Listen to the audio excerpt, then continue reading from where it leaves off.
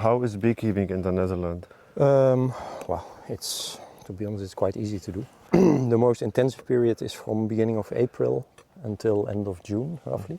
That's where you have to inspect the hive every week, at least if you want to prevent swarming. And of course, that's also the period where most of the honey comes in. So usually I harvest honey 2 times a year. 2 times a year? Once end of May, usually. End of May, beginning of June, and then end of June, beginning of July. The queen will start laying eggs in which month in the year in the Netherlands? Depends a little bit on the winter. Winters are quite variable in the Netherlands. So sometimes if it's very cold, they only start laying after the period of cold.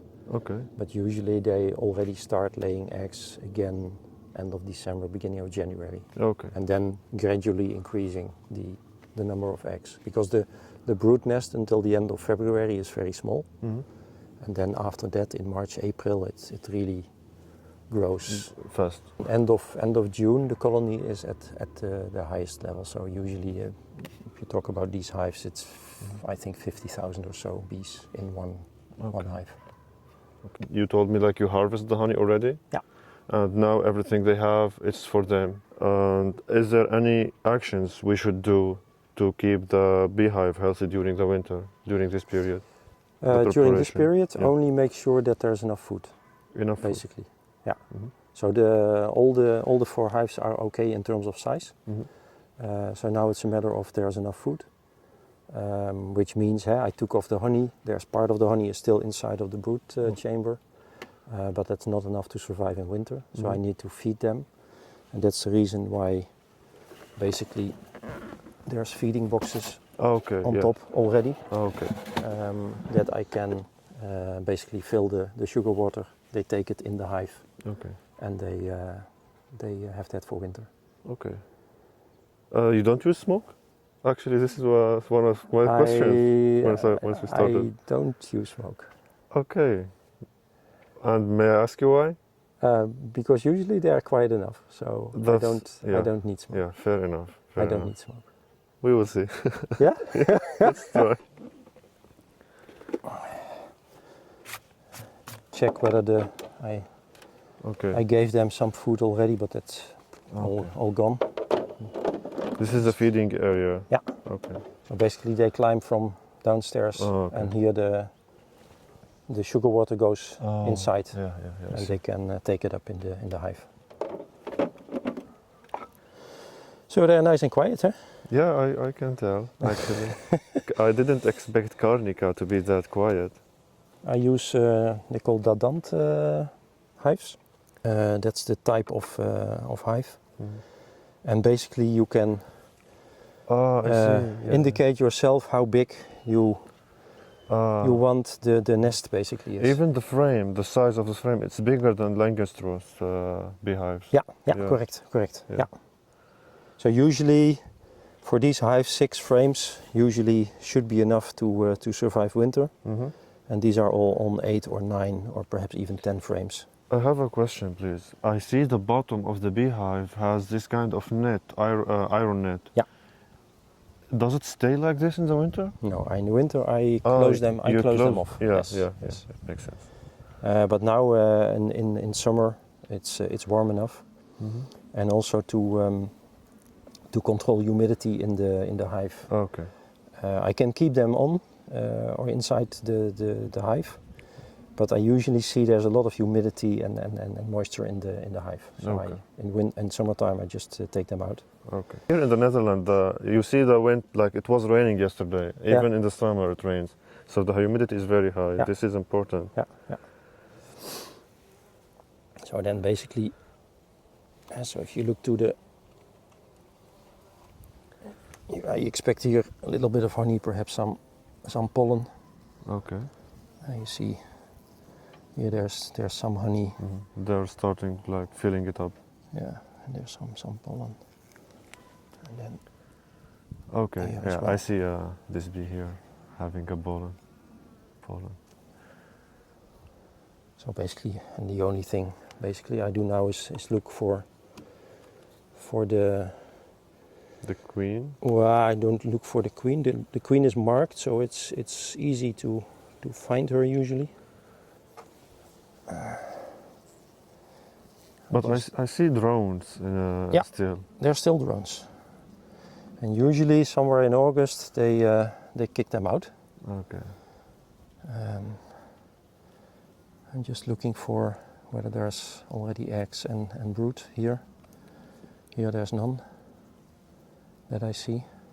I think the queen should limit now. Yeah, exactly. But the next one is full with Next brood. one's full, eh? You already saw, yeah. eh? Like all the bees will come out now, it's gonna be for the winter, right? Yeah, so here you see. Oh yeah, perfect. Like it's like, how do they call it? Like the ruler, we call it in Syria. Yeah. Like, yeah, there is no Yeah. So gaps. this is closed, and there's on the sides there's a lot of young brood that's still open. The queen is very organized. How old the queen is? This queen is, I have to check, I think it's either from this year or from last year. Like that I usually replace them every once in a while. And for how long you keep your queens? Yeah, it depends, 1 or 2 years usually. Okay. So here you see a lot of eggs. But you cannot depend on this selling the honey for living in the Netherlands, right? No. And really, I'm really a hobby beekeeper. So I have 4 hives here, and in my garden in Hilversum, where I live, I also have 4 hives, and that's it. Do you think here a beekeeper who has like 10 or 15 beehives can depend financially on the beehives, on the beekeeping? No. There's a few professional beekeepers in the Netherlands, but they usually have a few hundreds of hives. Hundreds, okay. Yeah. And they also have, so here I keep the hives the whole year. I don't change location or so. The professional ones go for fertilization, so they go to the fruit and they go to the and they are being paid by farmers for the fertilization and the pollen that they spread over the flowers. So usually what I do now in this time of year is just usually it's just 5 minutes per hive. I look for how the brood nest is. If that's okay, I will close it off. Okay. And as said, also here I see they're still okay-ish in terms of food, so no need to feed them urgently.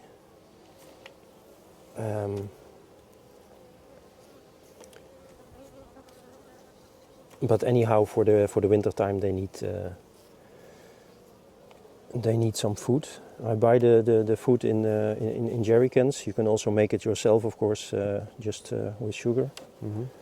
But for 8 hives, there's a lot of kilograms of sugar you have to put into water, and so it's easier to. So it's easier to buy it, and the prices are okay. So in that sense. Okay.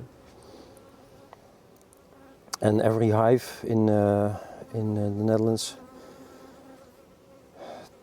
roughly 12 kilograms of honey should suffice for the winter period. What I also do is in winter, and that's part of the preparation as well. Now they have a full opening in the front of the hive. Yeah. I close it off until, roughly here, so I close this part off. Okay, you keep only small. And then they can also defend the hive themselves better. Okay. Also for wasps. The opening is small enough that mice don't get in. Okay. Usually if you have a bigger opening, you can also get mice in. Yeah. And they get into the hive warm and cozy, and they eat. The mice? Yeah. Okay, that's interesting. I never heard like mice can go inside the beehive. Yeah, it depends. So if your opening is more than 6 millimeters, then the mice can get it. You have these tiny mouses in the Netherlands, and then they get in, and then. Yeah. I heard that butterflies, maybe there is kind of butterflies who can enter the beehive. Yes. But mice, this is new for me. They are already in the hive, so you don't see them. But if you collect, for example, after the breeding season, so you. See the worms. Huh? The worms. Oh, yeah. okay. So they eat the wax. Yeah, the wax. It's a wax moth that we call it in the Netherlands. I don't know how the English term is. No idea. But they eat indeed inside the wax, but also the the leftovers of the bee larvae. Ah, okay, yeah, They yeah.